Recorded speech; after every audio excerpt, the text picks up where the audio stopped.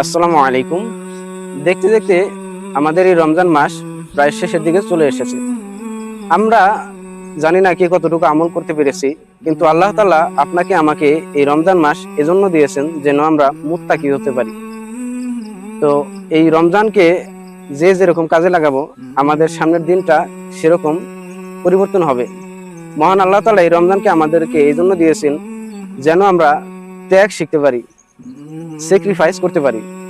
আমরা যদি পূর্বের ইতিহাস দেখি, যখন আল্লাহ তাআলা ইবলিসকে বলেছিল যে তুমি আদমকে সেজদা করো, কিন্তু সে আদমকে সেজদা না করে বরং অহংকার প্রদর্শন করেছিল। এই অহংকারের পূর্বে, এই আল্লাহ তাআলার কথা শোনার পূর্বে সে কিন্তু প্রচুর আমল করেছিল, প্রচুর ইবাদত করেছিল। কিন্তু এই ইবাদত তাকে আল্লাহ তাআলার একটি হুকুম পালন করতে সাহায্য করেনি। সে অহংকার প্রদর্শন করেছে, অর্থাৎ ত্যাগ করতে পারেনি।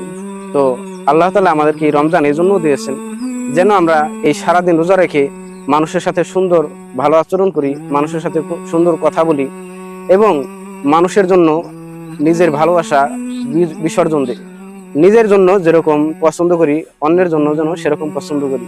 নিজের জন্য যেরকম পোশাক পছন্দ করি, অন্য মানুষের জন্য সেরকম পছন্দ করি। তো এজন্য আমরা এই রমজানকে, আর অল্প কয়েকদিন আছে, এই রমজান মাসে আমরা আমাদের জিন্দেগিকে পরিবর্তন করি।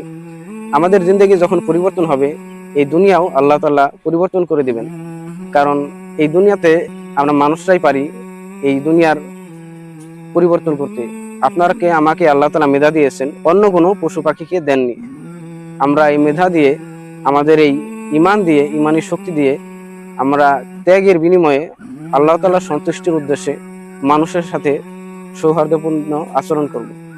তো সকলেই ভালো থাকবেন, সুস্থ থাকবেন, আর বেশি বেশি নেক আমল করবেন। আসসালামু আলাইকুম ওয়া রাহমাতুল্লাহ।